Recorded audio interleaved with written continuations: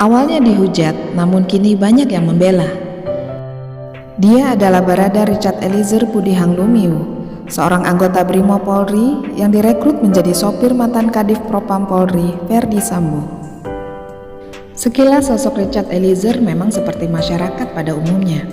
Dia adalah pria berdarah Manado, Sulawesi Utara yang lahir di keluarga yang cukup sederhana. Pemuda kelahiran 14 Mei 1998 ini memiliki seorang ayah yang bekerja sebagai sopir, sementara ibunya adalah seorang aktivis gereja. Namun di balik keterbatasannya, semangat juang Richard tak bisa dipandang sebelah mata. Demi menjadi anggota Korps Bayangkara, Richard berkali-kali mengikuti tes selama 4 tahun lamanya.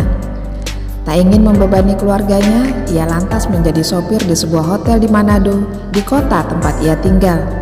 Sembari mencoba peluang kembali, yakni seleksi Tamtama. Hingga pada tahun 2019, impian Richard dan keluarganya akhirnya menjadi nyata.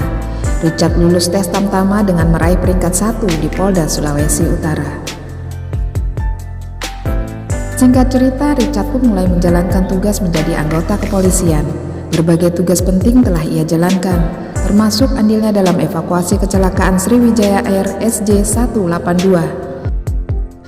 Ia kemudian bergabung dalam Resimen 1 Pelopor Cikeas, Jawa Barat sebagai pelatih vertical rescue. Berkat ketekunannya, tak ayal Richard kemudian terpilih menjadi sopir sekaligus ajudan Ferdy Sambo yang ketika itu berpangkat sebagai Inspektur Jenderal dengan jabatan Kadif Propam. Menjadi sopir Ferdy Sambo bukanlah perkara mudah bagi Richard. Dia menanggung beban mental mengingat atasannya bukanlah pejabat Polri biasa. Kala itu Sambo merupakan Kepala Divisi Profesi dan Pengamanan Polri atau biasa dikatakan polisinya polisi. Bukan hanya itu, dari segi kepangkatan Richard pun kalah jauh dari sang atasan. Richard yang berpangkat Bayangkara II atau Barada memiliki jarak 19 pangkat di bawah Inspektur Jenderal. Maka tak heran ia pun harus tunduk kepada seorang Jenderal Bintang 2 Ferdy Sambo.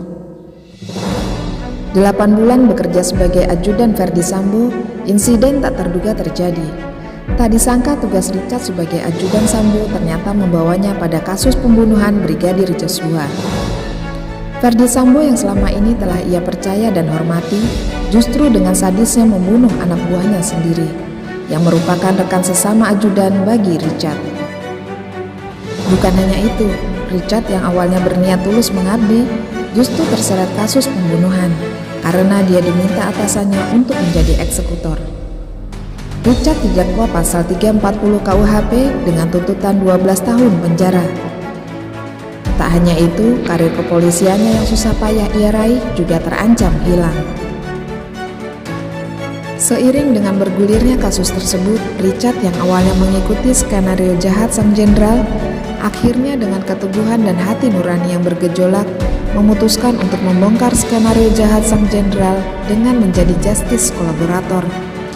Ia tahu betul risikonya, bahkan ia siap mati dalam memperjuangkan kejujurannya dalam mengungkap fakta sebenarnya di balik kematian Brigadir Joshua, mengingat pengaruh sang jenderal begitu kuat di institusi kepolisian. Tekanan demi tekanan ia rasakan dalam menjalani proses persidangan. Ia bahkan beberapa kali terlihat menangis di persidangan. Dan dikala itu pengacaranya yang selalu mendampingi dan beberapa kali mengelus pundaknya untuk menguatkan hati Richard.